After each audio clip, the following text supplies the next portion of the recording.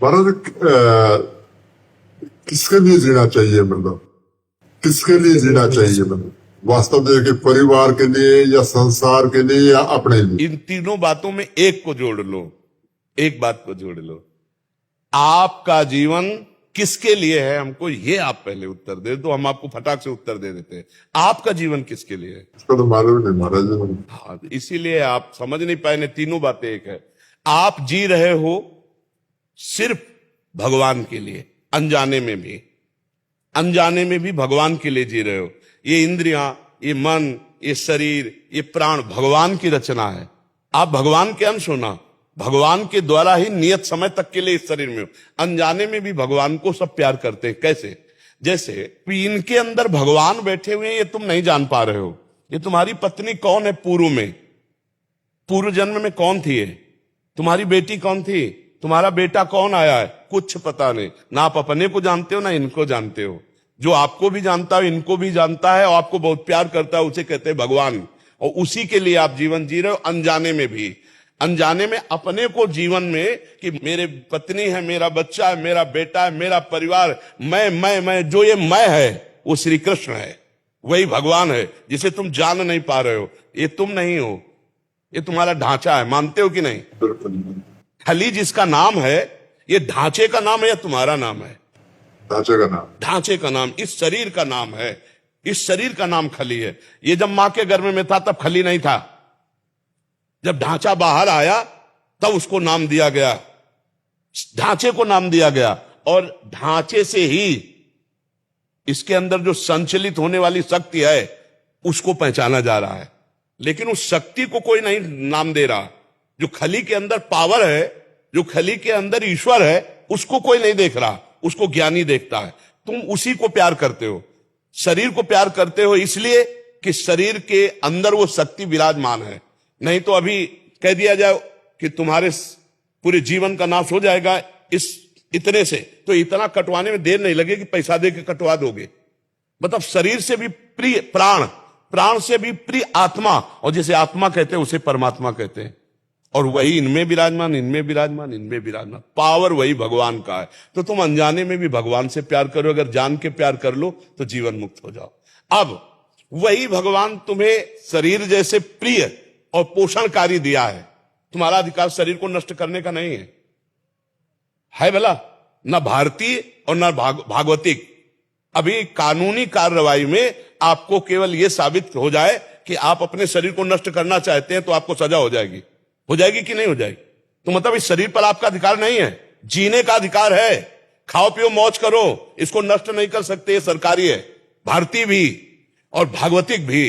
इसका मतलब भगवान की सत्ता। तो ये आप इनसे व्यवहार कर सकते हो, प्यार कर सकते हो, इनको सुख पहुंचा सकते हो, लेकिन नष्ट करने का अधिकार नहीं है, नहीं आपको जेल हो जाएगी। ये सरकारी है ना? सरकारी, भागवतिक भी और कानूनी भी। मतलब टोटल अगर हम हिसाब में जाएं तो हम भगवान के लिए जी रहे हैं। अगर हम जान ले इस बात को तो मस्त हो जाएंगे, और नहीं जान पा रहे इसलिए अहंकार की दशा में हम सांसारिक जीवन जी रहे हैं। नहीं, भागवतिक जीवन है। ये भगवान गोद में बैठा है। जो लाला मूर्ति में लिए रहते ना, ये वही लाला है। पहचान लो बस, समझ में आ जाएगा। वही श्री कृष्ण तुम्हारी गोद में बैठा है। वही जगदम्बा तुम्हारी पत्नी के अंदर भी वही शक्तिमान विराजमान है। पत्नी का रोल करने वाली वही आद्या शक्ति, कोई दूसरा नहीं है। जो तुम्हारे अंदर बैठा हुआ महाबल वो भगवान ही है, दूसरा कोई नहीं। अनजाने में भी हम उसी का आदर कर रहे हैं। महाराज जी, मेरा क्वेश्चन है कि भी जैसे हम मतलब परिवार के लिए दिन रात मेहनत करते हैं। हम जैसे बोला ना अभी कि भी आप 1000 बार नाम लो, तो सुबह से शाम को लेट सोते हैं, सोचते भी ये काम निपटाइए, वो निपटाइए।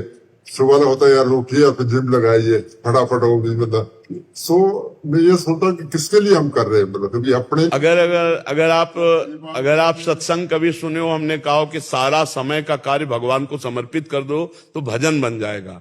भगवान का भजन करने से ही पूर्णता ये बात समझ में आएगी। नहीं, आपको ये लग रहा है कि मैं अपने लिए जी रहा हूं, अपने परिवार के लिए जी रहा हूं, लेकिन ये जीवन कोई महत्व का जीवन नहीं। इसका कोई महत्व नहीं है, भजन नहीं हुआ जीवन में। ध्यान रखना, जब तुम जाओगे तो अकेले जाओगे यहां से, ना ये शरीर जाएगा ना परिवार का कोई जाएगा। और अगर भजन नहीं है तो यहाँ का जिम और यहाँ का तुम्हारा सारा नाम और यहाँ का बैंक बैलेंस, एक पैसा तुम्हारे साथ नहीं जाएगा। पत्नी सद्भावना कर सकती, साथ नहीं जा सकती। बेटे तुम्हारे लिए आंसू बहा सकते, साथ नहीं जाएंगे। अभी आप जो जीवन दे रहे हो वो अनजाने में भगवान को ही दे रहे हो। परिवार को मत मानो, ये भगवान के ही सदस्य हैं, तुम इनको नहीं जानते हो। ये आए, हम वही समझाना चाहते तुम्हें कि तुम कह रहे हो कि हम दिन भर लगे हुए हैं परिवार के लिए, तो हम अपने लिए लगे हैं या परिवार के लिए लगे हुए हैं? नहीं, आप भगवान के लिए लगे हो, ये बात मान लो। अभी आप अपने लिए मानते हो, अपने परिवार के लिए मानते हो, इसलिए थोड़ा बोझा सा भी लगता है। नहीं लगता है बोझा सा? कितना करो। शब्दों में कहें कि जैसे हम चल रहे हैं जी, परिवार के लिए कमा रहे हैं, सब कुछ कर रहे हैं, अपनों को भी देख रहे हैं, क्योंकि व्यवहार में हमारे जी, तो इसी को कैसे माने कि भगवान का है? क्योंकि वो है, मानने से ही तो है। हम पूरा समय भगवान को समर्पित, इसीलिए कह रहे कम से कम 1000 बार राधा नाम जप करना। उससे समझ आएगा, समझ आएगी, बौद्धिक शक्ति बनती चली जाएगी, बुद्धि समझ में आती चली जाएगी। और धीरे धीरे जब आपको लगे तो खान पान सुधार लो। ठीक है महाराज। धीरे धीरे लगे, हम इसीलिए पिछली बार कुछ बोले नहीं थे और इस बार कुछ बोल रहे हैं, अभी पूरा ब्रेक नहीं मार रहे। धीरे धीरे आप, पहले से तो काफी हाँ धीरे धीरे धीरे पहले से मैं काफी सुधार कर हाँ, लिया। धीरे बहुत चेंज हो गया महाराज जी। घर पे जो हमारा है सब चेंज हो गया महाराज जी। बेटी का क्वेश्चन है, ये शुरू से जब से हुई है ना, ये श्री कृष्ण जी को बहुत मानती है। तो इसका जैसे हम घर पे जैसे और भी हमारे देवी देवता को मानते हैं, इसको ये कंफ्यूजन में है कि मानती भाई है कृष्ण जी को, और ये कंफ्यूजन में है कि मैं क्या करूं, इसको मार्गदर्शन कुछ दिखा दो ताकि ये भी समझ आए अभी से ना छोड़। हाँ, इसमें बात ये देखना है कि जैसे घर में भाई है तो भाई के अलावा माँ भी तो है ना, बहन भी तो है ना। तो जैसे हम दुर्गा देवी विराजमान है तो समझती है मेरी माँ है, और भी देवता हैं तो सब श्री कृष्ण के ही अंश से तो है। हम किसी का निरादर ना करें, पर हमें प्यार श्री कृष्ण से है तो हम उनकी पूजा करें। और अन्य जितने भी भगवत स्वरूप हैं किसी का निरादर ना करें, सब में प्रणाम करें, क्योंकि सब भगवान के स्वरूप। मान लो देवी जी हैं तो अम्बा है, जगत जननी है। भगवान शिव है तो जगत पिता है। जितने और देवता हैं तो सब भगवान ही के अंश से तो है। तो अपने श्री कृष्ण से प्यार करें और सब देवताओं को नमस्कार करें। इतना सुंदर तुम्हारा भाव है कि श्री कृष्ण की बात सुनकर तुम्हारे आंसू आ गए। तुम तो बहुत पूर्व की कोई भजन करने वाली सखी हो, नहीं तो ऐसा कैसे हो सकता है? तो यही समझाते कि सब भगवान जी श्री कृष्ण जी सब है। हाँ, तो निरादर नहीं करते। ये बहुत ये पेंटिंग्स बनाती है जैसे राधा जी की। ये तो गजब की बात है भाई, आपके घर में इतनी भजनानंदी संत आ गई। ये पूर्व की कोई संत रही है? नहीं तो भगवान के लिए ऐसे आंसू आना बड़ा मुश्किल होता है। आप ही बताओ, भगवान के लिए रो सकते हो?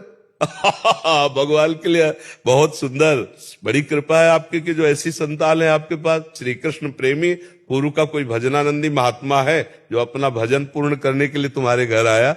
बहुत सुंदर, भगवान की बहुत कृपा है आपकी। बोलती है पहले कृष्ण जी को राखी बांधती है, फिर बोलती है मेरा भाई है, फर्स्ट भाई मेरे कान्हा जी। हाँ बिल्कुल, बहुत सुंदर बात। हमें बहुत अच्छा लगा बच्चा आपसे मिलकर, बहुत अच्छा लगा। आप ऐसे नाम जप करना और श्री कृष्ण से प्यार करना, फिर देखना वो जीवन कैसा उन्नतिशील बनाते हैं श्री कृष्ण।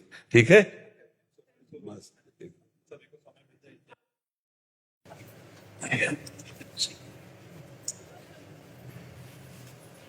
दंडोत।